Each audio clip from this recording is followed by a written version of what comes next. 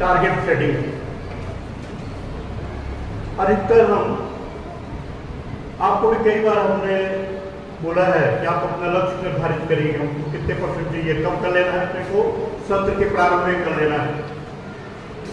लक्ष्य नहीं है तो हम जाएंगे फिर कहां? एक बार एक यात्री विमान में यात्रा कर रहा था। वैसे ही वहां परिचारिकाओं ने घोषणा करी कि मेरे पास दो सूचनाएं हैं, एक सुखद सूचना है, एक दुखद सूचना है। आप लोग कौन सी सूचना पहले सुनना चाहिए? कौन सी? सुखद सूचना। सुखद सूचना बता देता हूं। उन्होंने बताया कि सुखद सूचना यह है कि आपका वायुयान बहुत तेजी के साथ उड़ रहा है। अच्छा लगा, तेजी के साथ आने के लिए, उड़ने के लिए तो हम बैठे हैं वायुयान में, अच्छी बात है, तेजी के साथ जा रहा है और इसकी ऊंचाई भी बहुत ज्यादा है, हाइट भी बता दी। और अच्छा लगा, ट्रेन में बैठ, जमीन में चलना हो तो ट्रेन में बैठ जाते हैं ऊंचाई में और खूब स्पीड में तो जाना ही चाह रहे थे। अच्छा चल रही है, इतना बढ़िया चल रही है। पर दुखद सूचना ये है, इसका दिक् सूचक खराब हो गया है। हम कहां जा रहे हैं और किस स्थिति में जा रहे हैं हमें कोई अता पता नहीं है। ऐसी यात्रा नहीं होना चाहिए, ऐसी यात्रा से बचिए आप। हमें पता होना चाहिए कि हमें कहां जाना है। सुबह आपको पता था कि महर्षि स्कूल में जाना है, महर्षि में जाए ना, गायत्री का कोई स्टूडेंट तो नहीं है यहाँ पे? क्यों? कि हमको पता है कि हमको कहां जाना है, इसलिए आप महर्षि में आ गए और आपकी पढ़ाई चल रही है। लेकिन यदि पता ही ना हो, हमने सुबह से साइकिल निकाली और चलते जा रहे हैं, पता ही नहीं है। ऐसे जीवन में बहुत से लोग हैं, दुनिया में बहुत से लोग हैं जिनको पता ही नहीं कि हमें करना क्या है। यदि कोई 12th के स्टूडेंट से पूछे तुम्हें क्या करना है, भविष्य में तुम क्या बनना चाहते हो, और यदि वो टीप पम रहे, बता ना पाए तो दुर्भाग्य कौन है। वो खासतौर से महर्षि स्कूल में यहाँ रोज इस बात पे चर्चा होती है, रोज टारगेट सेटिंग पे चर्चा होती है। इसलिए हमारा जो लक्ष्य हो वो निर्धारित हो, और जब लक्ष्य निर्धारित हो जाता है, अभी क्रिकेट टीम होती है, लक्ष्य मिल गया कि आपको 265 रन बनाने हैं, तो आप किसका पीछा करेंगे? 265 रन का, उस हिसाब से खेलेंगे ना।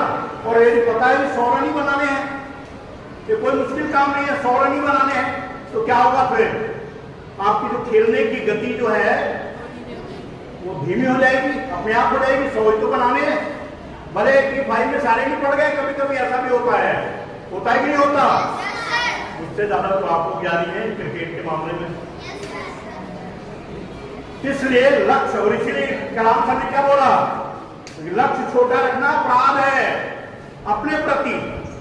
इसलिए एक तो बड़ा लक्ष्य रखो और लक्ष्य निर्धारित कर लो। तो लक्ष्य निर्धारित कर लेने से उसके फिर हम उपाय खोजने लगते हैं, कि हमको इस लक्ष्य के लिए हमको क्या क्या करना पड़ेगा, कौन कौन से तैयारियां करनी पड़ेंगी, प्रॉब्लम्स कौन कौन सी आएंगी, ये सब पहले सोचो। 3 तरह के लोग होते हैं दुनिया में। कैसे? कितने तरह के?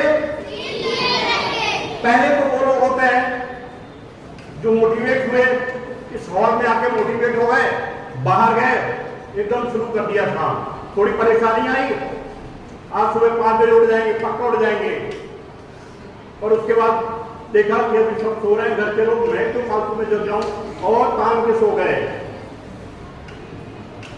दिल में तो आया करना है, लेकिन परेशानी समझ के लेट गए, लीक किया, काम को छोड़ के वापस। दूसरे वो लोग होते हैं जो थोड़ी दूर तक चलते हैं और फिर प्रॉब्लम आई तो फिर पीछे चले आते हैं। और तीसरे वो लोग होते हैं जिन्होंने काम शुरू करने के पहले लक्ष्य निर्धारित कर लिया, और लक्ष्य निर्धारित करने पर पूरी योजना तैयार कर ली, और फिर चल पड़े, और चल पड़े तो रुके नहीं। कब तक? जब तक मंजिल जो लक्ष्य है निर्धारित किया है वो जब तक मिल नहीं जाता तब तक फिर वो रुकते नहीं। ये जो आपको लिख रहा, क्या लिखा है यहाँ? आपकी बात, ये लक्ष्य निर्धारित कर लिया था। फिर कितने आए थे? 303। 303 सीटें आई थी, 300 का टारगेट दिया, 303 सीटें आ गई। ये लक्ष्य का निर्धारित करने का ये बेनिफिट मिलता है। तो जब भी जीवन में हमारे एटीट्यूड बना लो, आप कोई भी काम करना है, मंथली टेस्ट है, उसका टेस्ट, हर कोई भी टेस्ट होता है, टारगेट ले लो कि हमको 10 में से 10 मार्क्स लाना ही लाना है, लाना ही। तो फिर उसके लिए आप तैयारी शुरू कर दोगे, पर मेरे में कोई विचार नहीं है।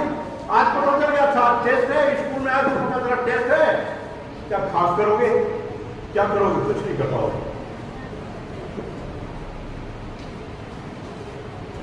पर डे का टेस्ट, पर डे का लक्ष्य, आज हमको क्या क्या करना है, हर दिन का, हर घंटे का हिसाब किताब होना चाहिए।